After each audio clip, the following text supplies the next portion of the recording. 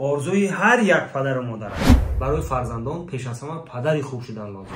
кӯдакиро ку бояд мо хушрӯ истифода барем. бояд фарзанд боғи падар бошад, на ин ки доғи падар. ассалому алайкум ва раҳматуллоҳи таъала ва баракатуҳу. хаста набошем дар ин рӯзҳои рамазонӣ.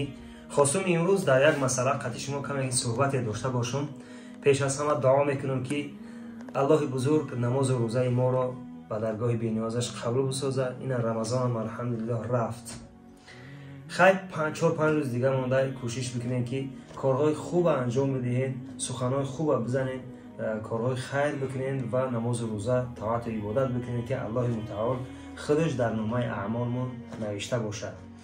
و بعدا میخوام یک چیز به سمع شما برسانم که هر یک پدر و مادر میخواد که فرزندش در راه راست باشد، در راه اهدینا الصراط المستقیم باشد.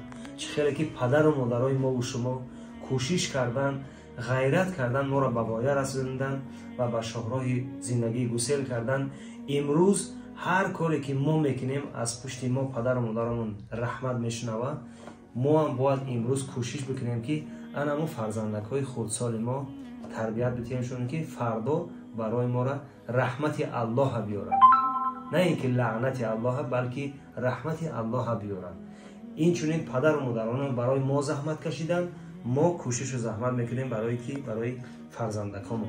خیلی که شاعر هم میگه که پدر از شوق دل در کودکی دستی پسر گیرد، با امیدی که در پیری پسر دستی پدر گیرد. اکنون قاعده حیات همین بوده. پدر مادر برای ما زندگی کردن، ما برای فرزندان. در یادم اومد که پدرم دویم قدیم کرد از یاد میکرد، 2 کرد 1 2 کرد 2 4 تا 9 کرد هم میرفتیم با برعکس می اومدیم، به خاطری که پدرم میگفت که در ذهنت بمونه و از جمله سوره های کوتاه برای نمازخوانی یادمون میداد پدر. به همون خاطر ما هم باید در زندگی برای فرزندا، برای تربیت فرزندا به اهمیتی نکنیم. لااقل در یک روز خیلی عصری تکنولوژی شده. من میدونم که بسیاری ما از فرزندا دور هستیم، از وطن در غریبی ها هستیم یا که در دیگر جایها هستیم، متاسفانه نمیرسیم. لیکن با وسیله واتساپ و وسیله تلفن الحمدلله هست تکنولوژی میتوانیم که وقت جدا بکنیم. اقلا در یک روز نیم ساعت یا 1 ساعت همراهشون درس ها بگذاریم، درس هاشون بپرسیم یا اینکه مثلا وظیفه ها بدهیم شون در شهرهای زندگی، مثلا در راههای کج و کلید نروند. و هم خاطر امروز توصیه من این است که برادرها، من این نواره خطی پسرم یک چند وقت پیش، یک چند روز پیش کرده بودم، با میخوام که به سمع شما برسانم.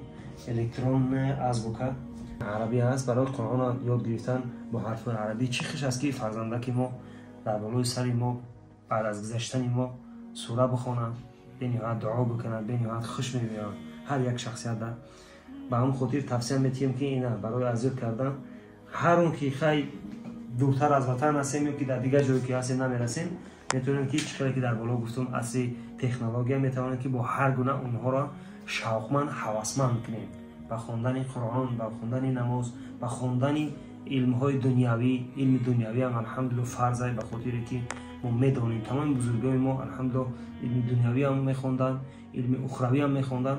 و هم خاطر توصیه من این است، اینا الحمدلله برای شما نشان میدیم حالا چه خیلی میشود چه خیلی نمیشود، یک کمی هم باشه دربارش معلومات میدیم. خیلی اینجا الحمدلله همه الفبای عربی هم 28 حرفی که هست اینا میخونیم. بسم الله الرحمن الرحیم. الف ب ت هم باش نویسته. اینا الف، اینا دال، دال میگه ایش، اینا وات میگه، اینا ایش لام میگه، نه لام. همین گونه همه حرفای عربی را الحمدلله نوشتگیه، عادی کرده فهموندگیه. و یک چیز دیگر هم به سمع شما میرسانم که این کنومکایی که شما میبینید این را وقتی جه کلید اینا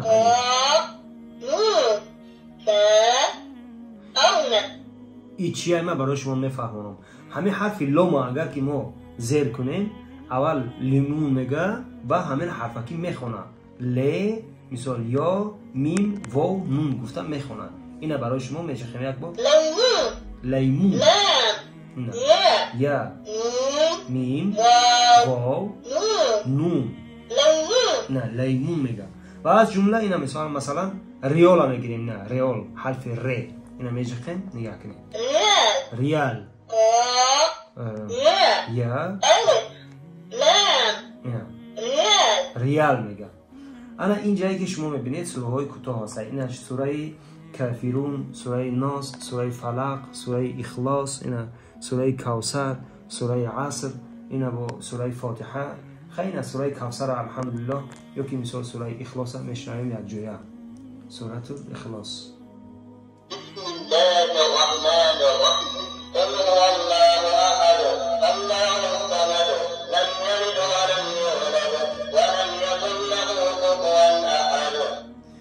انا برادرای جان ما که باشین اینجا دا با هر نمود از خانه برآمدن دعا هست، از خانه در آمدن هست.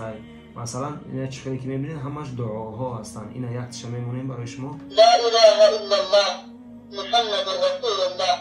و برادران و خواهران اینایی روشکایی که میبینید میتونید که به همراهی کودک رسم کشید. مثلا این رسم حرف الف اینا شما میبینید میتونید که قطعش هم خیلی بکشین. اینا الف گفته بنویسین شه و میتونید به واسطه ای با چخ کنین اینا کروش کنین. برای حواسمند گردانی فرزندا اینا بنهایت خوبه.